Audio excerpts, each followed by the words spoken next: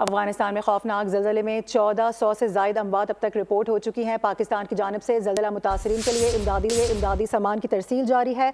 अफगानिस्तान के ज़लज़ला मुतासरीन के लिए 105 टन इमदादी सामान भी भेजा जा रहा है। इसके अलावा इमदादी सामान में राशन बैग्स हैं, खैमे हैं, कंबल हैं, चटाइयाँ और अद्वियात शामिल हैं। अफगानिस्तान में खौफनाक ज़लज़ले के बाद पाकिस्तान आगे है, जिसमें पाकिस्तान की जानिब से ज़लज़ला मुतासरीन के लिए इमदादी सामान की फराहमी जारी है। अफगानिस्तान के ज़लज़ला मुतासरीन के लिए 105 टन इमदादी सामान भेजा जा रहा है।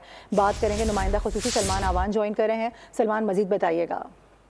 जी बिल्कुल, पाकिस्तान की जानिब से कल ये फैसला किया गया था कि अफगानिस्तान को ज़लज़ले से मुतासर अफराद के लिए इमदाद फराहम की जाएगी और नायब वज़ीर आज़म इसहाक डार की अफगान वज़ीर ख़ारजा मुल्ला अमीर खान मुत्तकी के साथ बातचीत भी हुई थी टेलीफोन के ऊपर, और आज उसी चीज को अमली जमा पहनाते हुए पाकिस्तान ने ये इमदादी सामान जो है अफगानिस्तान के लिए फराहम कर दिया है। और इमदादी सामान के अंदर राशन बैग, खैमे, चटाइयाँ और इसके साथ साथ जरूरी अद्वियात और खुश्क राशन वगैरह शामिल है।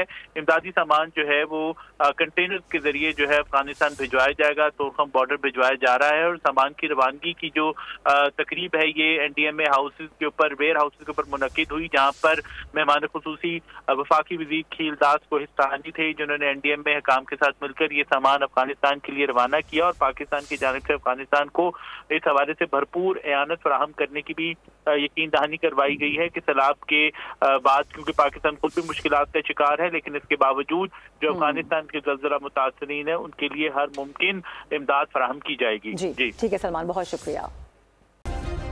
सब्सक्राइब करें और बेल दबाएं ताकि कोई खबर रह न जाए।